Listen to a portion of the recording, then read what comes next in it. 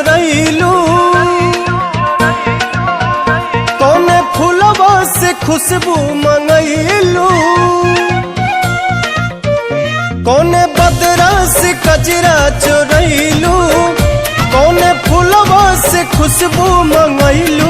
वे धानी किए हो धानी जिया छछनावेला छागल न दुनिया पागल कैले बा।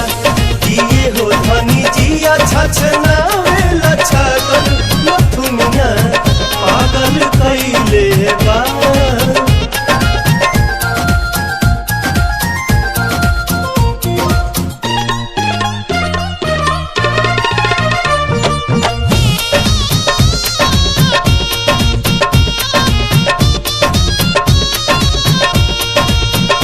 जब से दिल में बना ले बाड़ू तू घर, हर जगह अब तया बेलू तू ही नजर।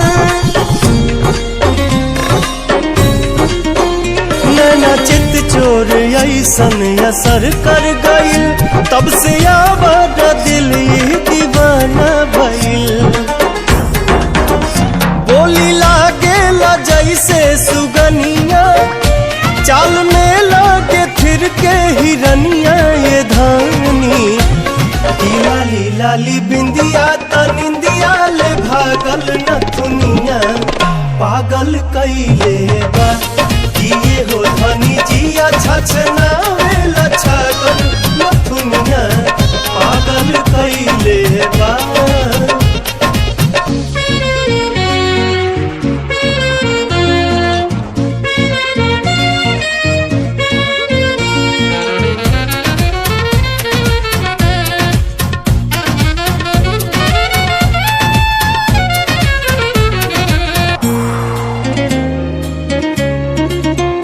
करधनी जब कमर में झमक जाला हो, होके बेकाबू मन ही सनक जाला हो। हर अदा हर कला से सहेजल हऊ, हमरा लारानी धरती पे भेजल हऊ।